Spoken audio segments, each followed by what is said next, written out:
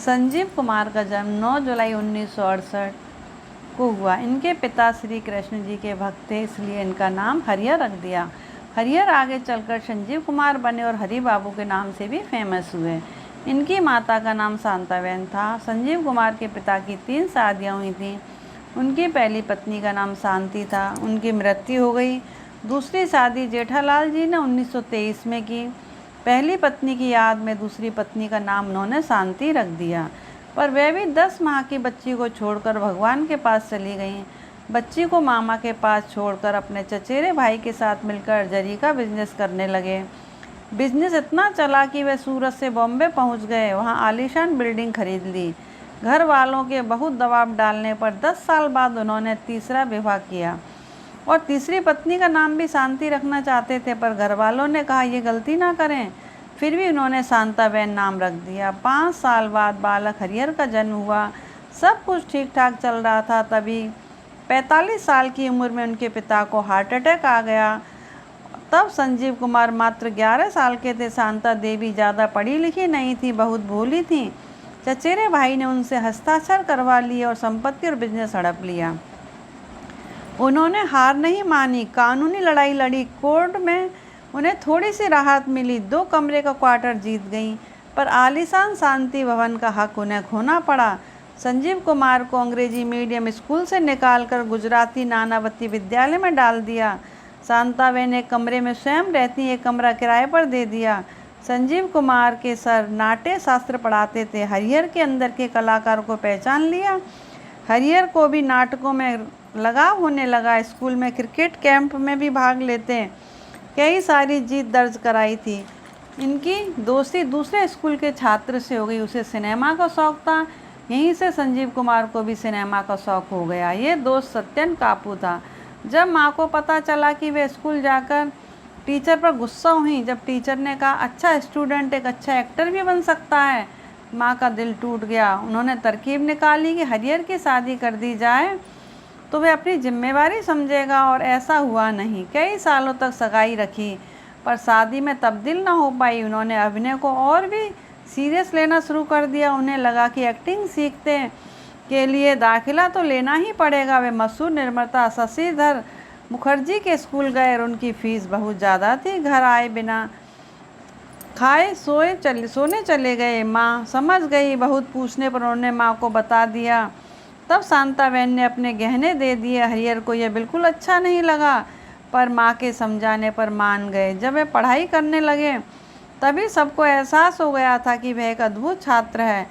उस अभिनय स्कूल में उनके साथी मैक मोहन एक दिन फिल्मालय में अभिनेता महेश देसाई आए। वे हरिहर की एक्टिंग से इम्प्रेस हो गए। तब हरिहर पहुँचे इम्प्टा। वहाँ उनकी मुलाकात हुई ए.के. हंगल से। जब हरिहर सफ़ेद कुर्ता और पैरों में चप्पल पहने हुए थे, हंगल साहब ने कहा यह हीरो नहीं बन सकता। तब उन्होंने हरिहर से कहा मेरे पास तुम्हारे लायक रोल होगा तो मैं तुम्हें बताऊंगा, और उनसे किनारा कर लिया।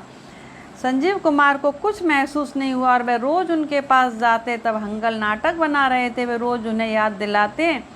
एक दिन वे वहाँ बैठकर नाटक देख रहे थे तो वहाँ एक दिन डायरेक्टर R.N. सिंह आए और उन्होंने हरिहर को देखा और कहा तुम मेरे एक नाटक में काम करोगे। नाटक का नाम था मजबा। 60 पेज के डायलॉग और 4 दिन की रिहर्सल करनी थी। संजीव कुमार ने चैलेंज लिया और नाटक कर दिया। जब ए.के. हंगल ने नाटक देखा तो पश्चाताप करने लगे कि मुझे हरिहर का ये टैलेंट क्यों नहीं दिखाई दिया। तब ए.के. हंगल ने सोचा इसको तो मैं अपने नाटक में ज़रूर लूँगा। तब एक रोल बचा भी था 60 साल के बुजुर्ग का, जिसके 6 बच्चे थे। 19 साल के हरिहर ने इस रोल को बाखूबी निभा दिया और किसी को पता भी नहीं चला कि ये लड़का 60 साल का नहीं है। जब कैफ़ी आजमी साहब को पता चला तो उन्होंने हंगल साहब से कहा तुम एक फ्लॉप शो की तैयारी कर रहे हो। उस समय कैफ़ी आजमी को भी ये पता नहीं था कि हरिहर संजीव कुमार बनेगा और आगे चलकर उन्हीं की बेटी सवान आजमी का हीरो भी बनेगा। बलराज साहनी, वासु भट्टाचार्य सब इनकी तारीफ़ करने लगे। इनकी पैसों की समस्या का हल नहीं मिल रहा था। पैसे बचाने के लिए लंबी दूरी भी पैदल तय किया करते थे। वे अपनी एक्टिंग से ऐसे हिप्नोटाइज कर देते थे कि लोग उनके दीवाने हो जाते थे। उनके एक दीवाने दर्शक थे जमुना दास, भजनलाल ड्रेस वाला के यहाँ काम करते थे। जब वे ड्रेस लेकर जाते तब एक बार उनकी मुलाकात संजीव कुमार से हुई। तब उन्होंने कह दिया, मैं आपका सेक्रेटरी बनना चाहता हूँ। वे ये भी जानते थे कि अभी स्ट्रगल कर रहे हैं, उनके पास अभी खुद का खर्च चलाने के भी पैसे नहीं हैं। जब जमुना दास ने हरिहर से बात बात में ये कह दिया कि मुझे सैलरी नहीं चाहिए, जब आप कामयाब हो जाओगे तब मैं आपसे सैलरी ले लूँगा। हरिहर पहले ऐसे अभिनेता हैं जिनके पास फिल्मों से पहले ही सेक्रेटरी आ चुका था।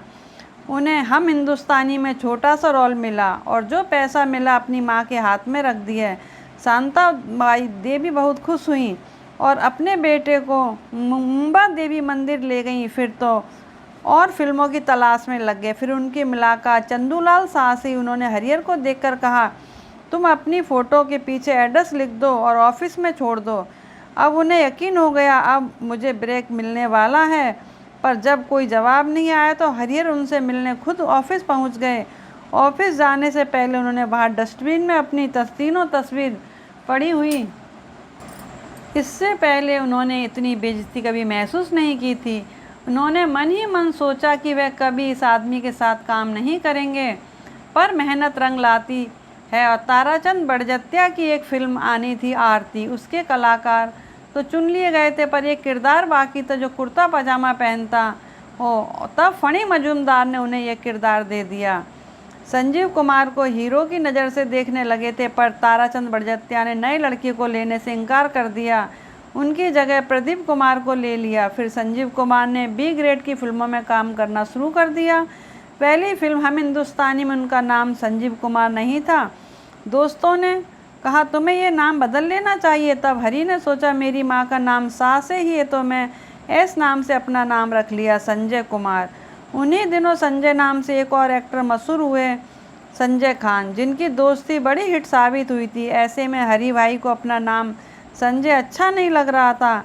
फिर उन्होंने अपना नाम रख दिया संजीव कुमार। निशान फिल्म में संजीव कुमार नाम से नजर आए। इस बीच कई बी ग्रेड वाली फिल्में उनके नाम थी, पर फिल्में चली नहीं। पर संजीव कुमार अपने अभिनय के दम पर छाप छोड़ते चले गए। एक बार संजीव कुमार को पता चला B.R. चोपड़ा फिल्म बना रहे हैं। अपनी बी ग्रेड वाली छवि को मिटाने के लिए उन्होंने कुर्ता पजामा पहना और चल पड़े। उन्हें देखा तो अपनी फिल्में लेने से इनकार कर दिया। बाद में फिरोज खान को ले लिया। संजीव कुमार अपनी स्ट्रगल वाली लाइफ से बहुत तंग आ गए थे। वे सोचने लगे, किसी टैलेंटेड एक्टर की यहाँ ज़रूरत नहीं है, वे क्यों ना वे सावन का कारोबार शुरू करें। और उदास होने की बात ही थी। सरस्वती चंद्र और आरती जैसी फिल्म उन्हें मिलकर भी नहीं मिली, लेकिन किस्मत ज़रूर दरवाज़ा खटखटाती है। 1968 में दिलीप कुमार के साथ संघर्ष फिल्म में मौका मिला। किसी जाने माने कलाकार ने दिलीप कुमार के साथ काम करने से मना कर दिया, इसलिए उन्होंने जमुना दास से कहा कि तुम जाकर बात करो कि इस फिल्म में संजीव कुमार को लेना चाहोगे। जमुना दास ने खूब बढ़ चढ़कर तारीफ की, पर डायरेक्टर ने कह दिया कि कोई काम आएगा तो बताएंगे। अब तो जमुना दास रोज़ H.S. रावेल के ऑफिस जाने लगे। एक दिन तंग आकर H.S. रावेल ने अपने सेक्रेटरी से कह दिया, जमुना दास को मना कर दिया करो। जमुना दास ने यह बात संजीव कुमार से नहीं कही। उसी बीच जमुना दास को याद आया कि रमेश सहगल उनके खास दोस्त हैं। अगली सुबह जमुना दास पहुंच गए रमेश सहगल के ऑफिस और संजीव कुमार की फ़ोटो का लिफाफा पकड़ा दिया। उन्होंने विश्वास दिलाया कि मैं S.S. रावेल से बात करूंगा। जब S.S. रावेल से सहगल मिले और लिफाफा खोला तो फ़ोटो देखकर दोनों ही हैरान हो गए। वे दोनों ही उन्हें ढूंढ रहे थे। जब संजीव कुमार नाटक करते थे तब दर्शकों के बीच बैठकर दोनों ने देखा था और कहा कि ये एक दिन बहुत नाम करेगा, और वे उन्हें हरिहर के नाम से ही जानते थे। संघर्ष संजीव कुमार की लाइफ में आई और फिल्मों का स्ट्रगल यहीं ख़त्म हो गया। जब H.S. रावेल ने संजीव कुमार से पूछा कि जमुना दास तुम्हारा रिश्तेदार है, मैंने उसके साथ बहुत बुरा व्यवहार किया, तुम्हारी फ़ोटो भी फाड़ दी और धक्के मारकर निकाल दिया। तब संजीव कुमार को बड़ा धक्का लगा। उन्होंने कहा कि वह मेरे पिता समान हैं। तब से संजीव कुमार ने जमुना दास जी को जी कहना शुरू कर दिया। फिर तो उनकी सत्यकाम, शिकार, आशीर्वाद, राजा रंग, अनोखी रात, खिलौना, खिलौना में गुरुदत्त को लेना चाहते थे, पर गुरुदत्त अचानक दुनिया छोड़कर चले गए। तब एल प्रसाद फिल्म बनाना ही नहीं चाहते थे। बहुत सोच विचार के बाद संजीव कुमार को लेकर फिल्म बनी और संजीव कुमार बन गए सुपरस्टार। बेस्ट एक्टर का अवार्ड संजीव कुमार को, बेस्ट एक्ट्रेस का मुमताज़ को, फिल्म दस्तक के लिए फिल्म फेयर अवार्ड मिला। वह अपनी मां को लेकर अवार्ड लेने के लिए गए।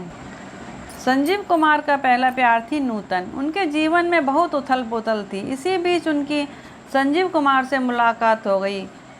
गौरी और देवी फिल्म में साथ काम किया। नूतन जब संजीव कुमार से मिली तो सोचती कितने शांत स्वभाव के, कितने सम्मान से बात करते हैं। शादीशुदा होती हुई उनको चाहने लगी। शादीशुदा लड़की से प्यार करना संजीव कुमार की मां को पसंद नहीं आया। धीरे धीरे ये बात नूतन के पति तक पहुंच गई। उन्होंने नूतन पर और सख्ती कर दी। नूतन अपने बेटे मोहनिस के लिए बहुत भावुक थी। उन्होंने सोचा ये रिश्ता मुझे मेरे बेटे से दूर कर देगा और वह पीछे हट गईं। पर संजीव कुमार ने गलती कर दी। उन्होंने नूतन के पति रजनीश को कॉल लगाकर कह दिया ये सब अफवाहें, हमारे बीच ऐसा कुछ नहीं है।